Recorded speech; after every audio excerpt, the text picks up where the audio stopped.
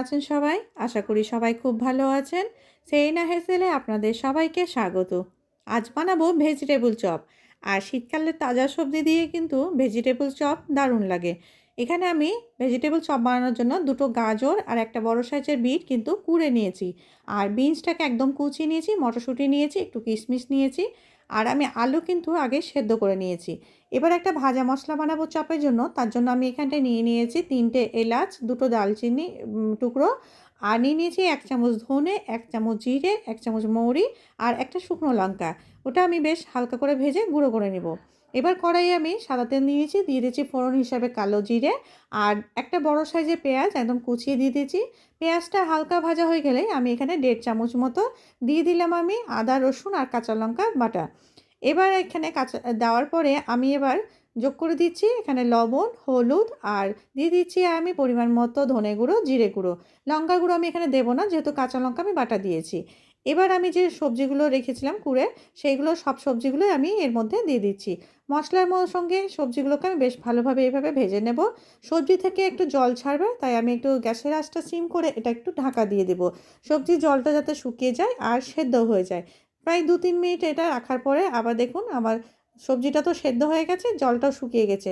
এবার আমি এর মধ্যে যে আলু সেদ্ধ করে রেখেছিলাম, সে আলুটা ম্যাশ করে আমি এর মধ্যে দিয়ে দিলাম। আলুটা দিয়ে বেশ ভালো করে এটাকে মিশিয়ে নিতে হবে।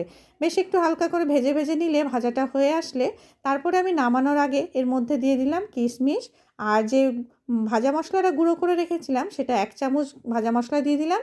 আর স্বাদটা একটু বাড়ানোর জন্য আমি 1 চামচ চাট মশলাও দিয়ে দিলাম। দিয়ে দিলাম 1 চামচ চিনি, দিয়ে বেশ ভালো করে আমি পুরটা রেডি করে নিলাম। এবার আমি একটা ব্যাটার বানাবো। তার জন্য আমি এখানে ময়দা নিয়েছি 3 চামচ আর দিয়ে দিচ্ছি একটু লবণ। দিয়ে আমি বেশ একটা পাতলা মতো একটু ব্যাটার বানাবো। খুব বেশি পাতলা হবে না। আপনারা এখানে ময়দার পরিবর্তে কিন্তু কর্নফ্লাওয়ারেরও এইভাবে ব্যাটার বানিয়ে নিতে পারেন। দেখুন ঠিক এতটাই ঘনত্ব হবে। এবার আমি পুরটা একটা থালায় নিয়ে নিয়েছিলাম। এবার আমি চপগুলো তৈরি করে নিচ্ছি। চপটা বেশ এইরকম ডিম্বাকৃত একটা শেপ দিয়েছি। দেওয়ার পরে আমি এটাকে প্রথমে একটা শুকনো ময়দাতে এটাকে কোট করে নেব। শুকনো ময়দায় কোট করে নেওয়ার পরে আবার আমি যে ময়দাটা গুলে রেখেছিলাম সেটা এই কাঁটা চামচের দ্বারা আমি এভাবে একটু ডুবিয়ে তুলে নিচ্ছি। এবার পাউরুটির গুঁড়োর মধ্যে এটা দিয়ে বেশ ভালো করে আমি চপের গায়ে পাউরুটির গুঁড়োটা এইভাবে হাত দিয়ে চেপে চেপে আমি লাগিয়ে নেব। এইভাবে পাউরুটির গুঁড়ো করে দিয়ে আমি কোট করে নিলাম। সবগুলো চপই আমি ঠিক একই প্রসেসে বানিয়ে নিয়েছি। আপনাদেরকে আরেকটা আমি বানিয়ে দেখাচ্ছি।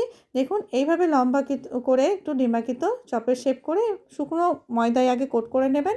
তারপর আবার ময়দার গোলার মধ্যে এইভাবে ডুবিয়ে বেশ কাঁটা চামচে তুলবেন, যাতে ময়দার গোলাটা বেশি না লেগে যায়। এবার আমি একটা ব্রেড ক্রাম্বসের মধ্যে দিয়ে আবারও বেশ ভালো করে হাত দিয়ে চেপে চেপে ব্রেড ক্রাম্বসটা আমি চপের গায়ে এইভাবে বেশ কোট করে নিচ্ছি। এইভাবে চপগুলো আমার সব রেডি হয়ে গেছে। এবারে এগুলো আমি ভেজে নেব। এখানে আমি ভাজার জন্য সাদা তেল নিয়ে নিয়েছি। তবে সাদা তেলটা তেলটা খুব গরম করবেন না। অতিরিক্ত গরম হয়ে গেলে চপগুলো দেওয়ার সঙ্গে সঙ্গে কিন্তু পুড়ে যাবে। তাই একটু হালকা গরম হয়েছে তখন আমি চপগুলো দিয়ে দিয়েছি। বেশ এপিঠ ওপিঠ করে আমি একটু হালকা গোল্ডেন করে আমি চপগুলো সব ভেজে তুলে নিয়েছি। সবগুলো চপ আমার ভাজা হয়ে গেছে। দারুণ হয় খেতে। আর বিকেলবেলা চায়ের সাথে এইরকম চপ কিন্তু আপনারা বানিয়ে নিতে পারেন। রেসিপিটা আপনারা দেখে নিয়েছেন। ভালো লাগলে লাইক, শেয়ার, সাবস্ক্রাইব করতে ভুলবেন না। আরও ভালো ভালো রেসিপি পেতে গেলে আমার চ্যানেলটিকে অবশ্যই সাবস্ক্রাইব করুন। ভালো থাকবেন, সুস্থ থাকবেন। ধন্যবাদ।